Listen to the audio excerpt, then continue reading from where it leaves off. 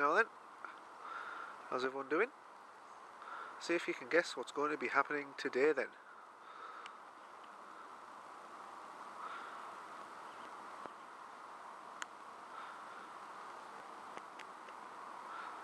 Yep, that is exactly what you think it is. A huge slab of meat. A t-shirt. Yep, penetration test on human analogue. I've got a 2 kilogram slab of pork. I've let it get to room temperature. It's cost me £7. I particularly selected one that's got the same skin thickness as a human being would have. Approximately 3/4 inch of subcutaneous tissue, including the skin. The skin's still on this, of course.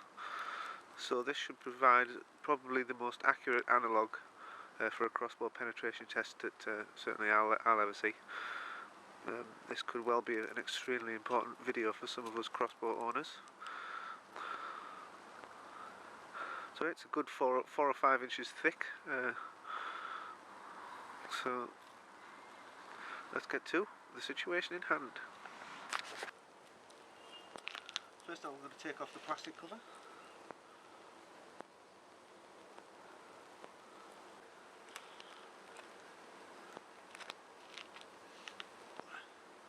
That's horrendously disgusting. That's like a corpse. Anyway, let's get this over with before I throw up. Henry here, as I've called him, is going to be wearing a t-shirt, so we can simulate a normal situation.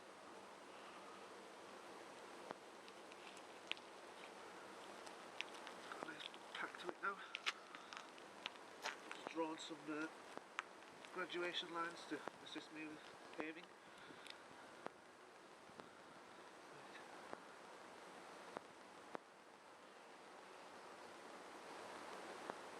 Not done now. I'm going to engage these from like a large room distance, I suppose, so about 5 meters away.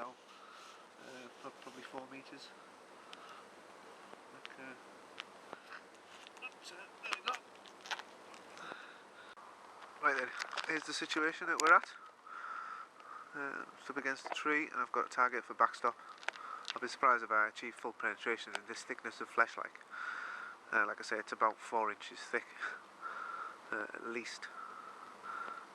Anyway, I do have a stainless steel rule with me, so I can accurately measure things today.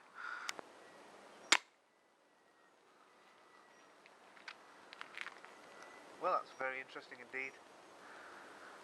Basically, this bolt is half a gram heavier than that one you've just seen going to there, and it also has a pointier tip. Exactly the same engagement distance.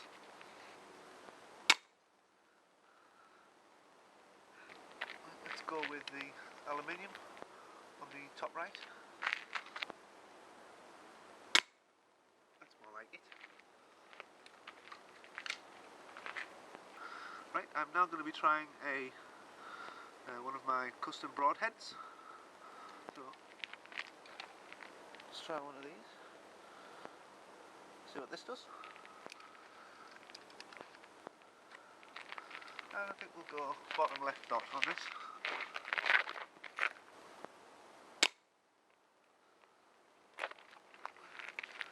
Interested to look at that in a minute. Right, now then. Right, I've got this little dandy device, it's just a little digital dictaphone, hopefully picking up better sound quality for this explosion. So, a Mark 1 exploding bolt. Middle bottom, this is going to be pretty loud this. If it works, these normally take a much harder surface to set them off. So I'm a bit dubious as to whether it'll actually go off, but we shall see. In 3, 2, 1. Right, I expected that, to be honest. It's actually stuck in, to be fair. Slightly more reliable Mark 1. In 3, 2, 1. Nope, so they don't go off in soft target either. God, I can't believe that one went in like that.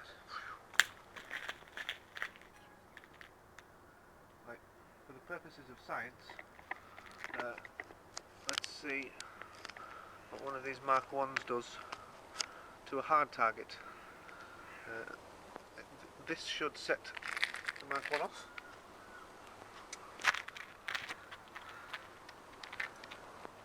And it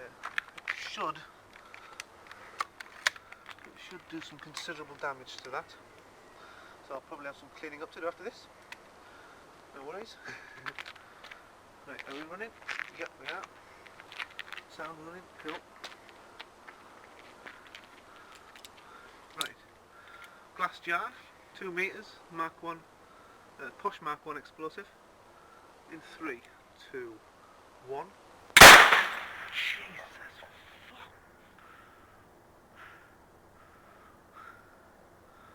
You gotta be kidding. Well, my ears are ringing after that.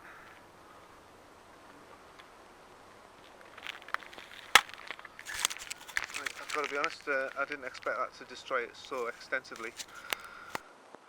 Right, let's check out what the aluminium bolt does at point blank range. Probably won't need the scope. You can have the scope, I'm not really using it.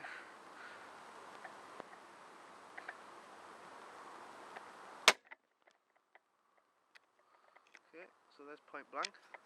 That remaining dot, I'll see if I can get a long distance aluminium. Right, engagement distance on this is exactly 7 meters.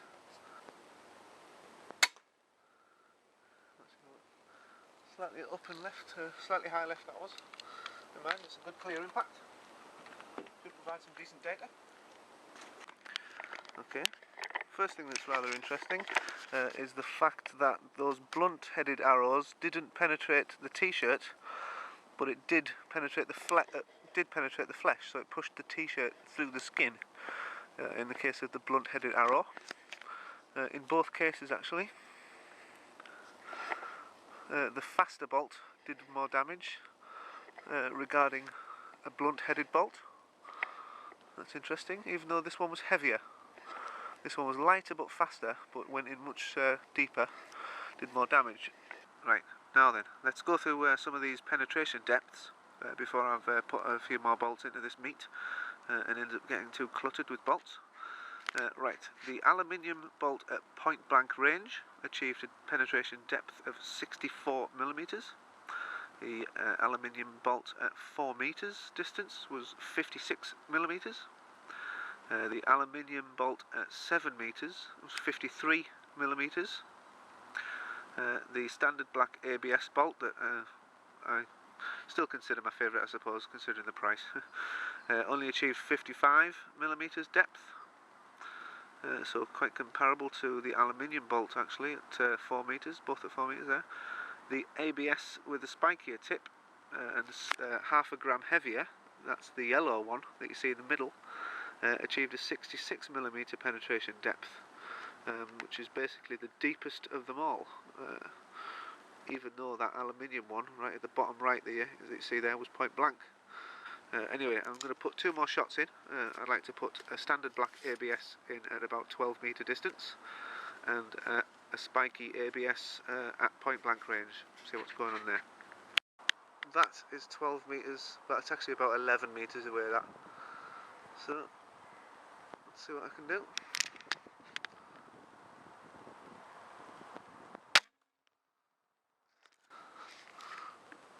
Right. Spiky tip, point blank.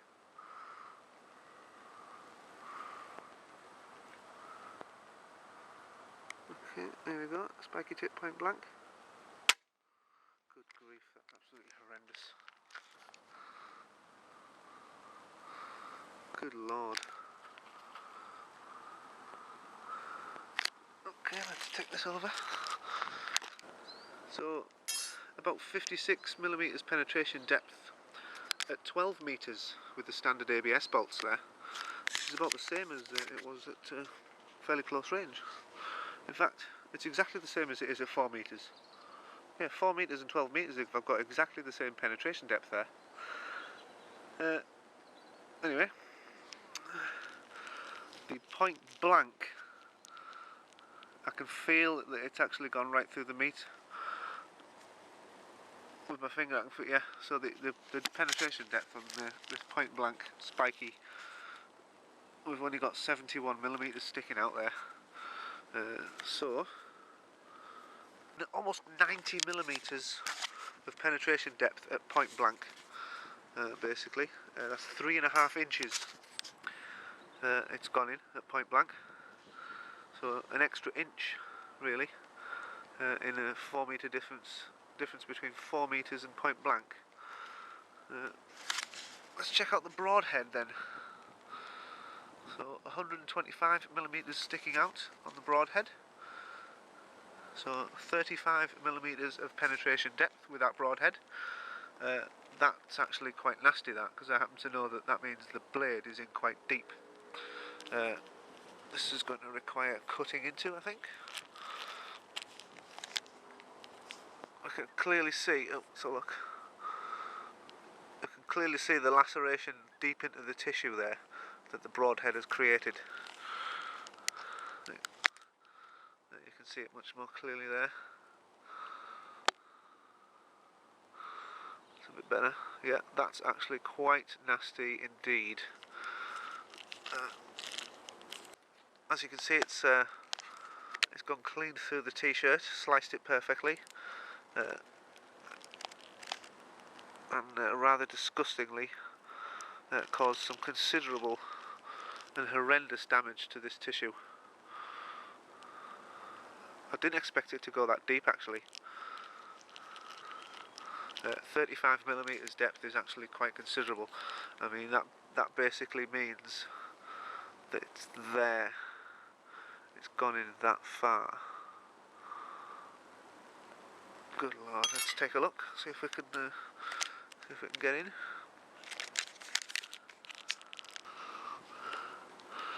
As you can see, I've cut the flesh away.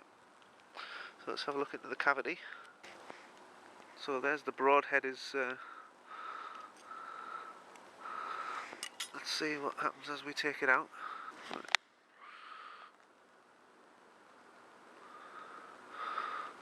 Oh, good Lord. I mean,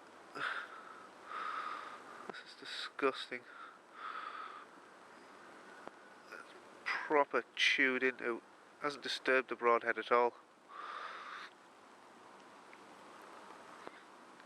It's still in its original position.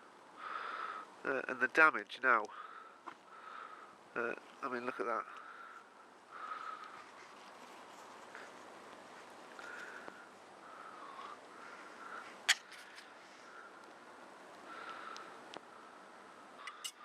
But the penetration, you can see what's happened there. It's quite horrendous.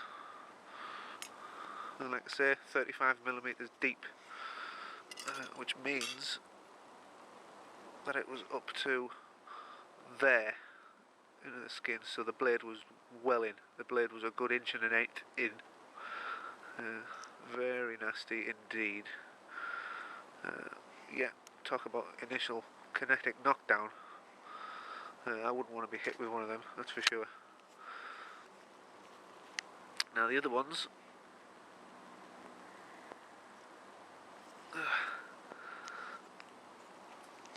let's take a look at the carnage. It feels disgusting plucking these out. It's like, well, there we go. Very interesting. This damage here is what you saw when the explosive bolt didn't go off because it wasn't a hard enough surface to set it off. Testament to how safe they are, I suppose, really. But as you saw on the glass jar, if a surface is hard, that surface is just going to get completely destroyed. So, yeah, our impacts were rather devastating and quite horrendous. It was one of these that went all the way through to the extent where you could actually feel the tip just at the back. Yes, quite considerable. But let's try and shoot another broadhead and see if we can create some carnage. Right, as you can probably see, this is a ever so slightly nastier variety of broadhead because it's got 2 blades and kind of a crisscross pattern.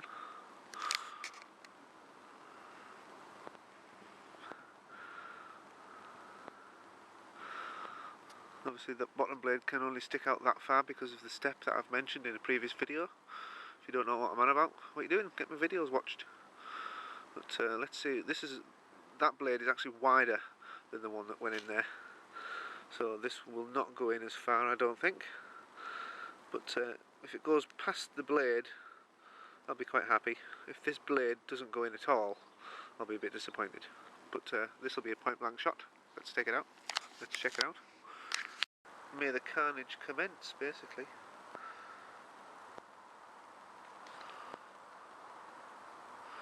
The red dot's really pretty useless at this range. So I'm just going to deliver it into the target as best I can. Well, interesting. There's basically the result of that.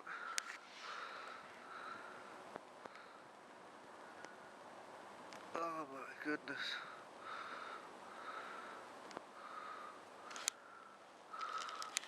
See quite considerable cross-shaped penetration.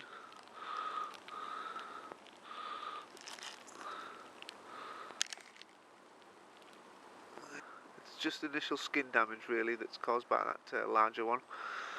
I think really if you're going to make one of these broadheads, you can't make the blade any wider than that, otherwise it's just doesn't penetrate enough.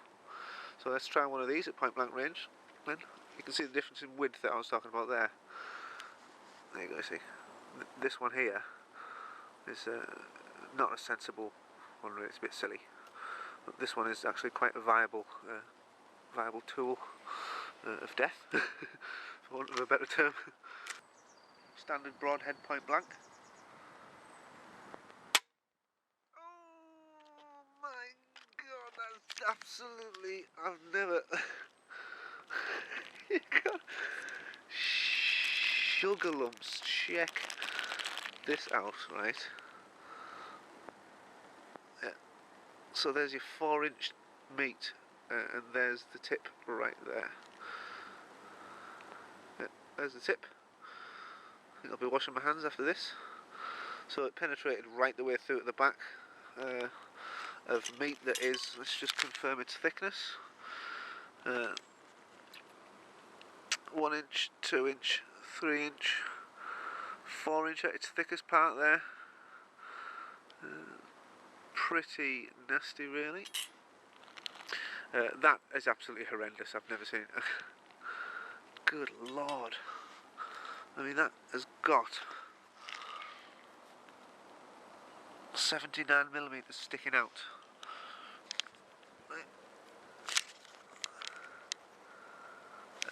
That's penetrated 81mm, that has, with the broadhead. Good lord, let's I mean, look at that wound. It comes out relatively you see what I mean? It's just absolutely, yeah, that's absolutely horrendous damage, that. It's basically just put a massive cavity right into the wound all the way through. I mean, if it penetrated all the way through, it means the blade penetrated only about 14mm short of the entire depth of flesh. So that's absolutely horrendous. You know, we're talking about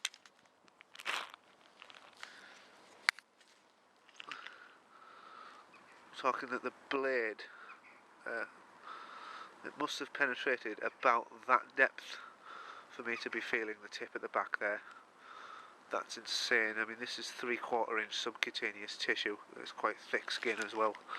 Well, that's a very interesting test. I think the lethality of these crossbows is pretty certain now. Let's take a few more point blank shots, see if we can cause a bit more carnage. Okay, there's an area that hasn't been hit. It's standard ABS again, point blank, see if this can do any better than it previously has. Yeah, absolute point blank. When the string is still in contact with the bolt on impact with the target, I mean when the string is less than 6.5 inches away from the target after it's fired, it does drive it in further rather than... I didn't expect that, to be honest. I expected that point blank for a 6.5 inch bolt should mean that the target is just over 6.5 inches away from where the string is at rest, if you see what I mean. But in this case, the string was still in contact with the back of the bolt while it was going in, and like the depth of that, Lord, that is 87 millimeters, or if you want it in inches, that's just under 3.5 inches depth there, point blank range. Nasty.